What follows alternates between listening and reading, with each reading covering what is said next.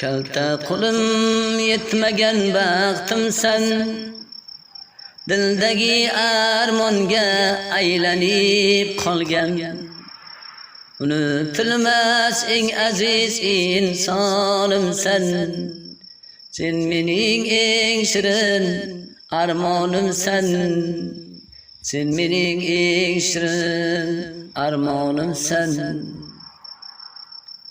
Qalbimdagi bitmas sog'inch sen, necha yillar o'tsa hamki,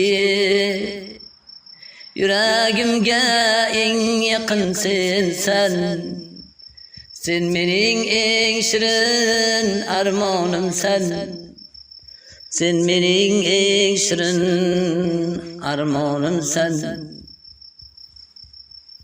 Ko'zlarimning mungli yoshsan, sen menga yetmagandek go'yo,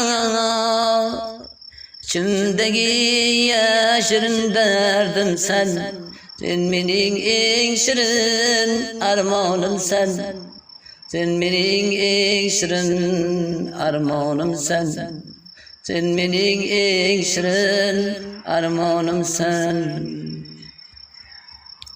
Aytilmagan so'nggi so'zim sen, taqdir bizni ayro qilgan ey, ammo qalbimdagi suyganim sen, sen mening eng shirin armonim sen, sen mening eng shirin armonim sen, sen mening eng shirin armonim sen, sen mening eng shirin armonim sen, sen mening eng shirin armonim sen.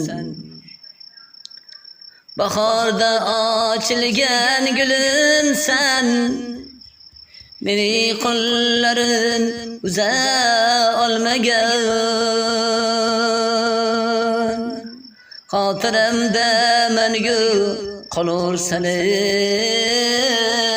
sen mening shirin armonim sen, sen mening eng shirin armonim sen, sen mening eng shirin armonim sen.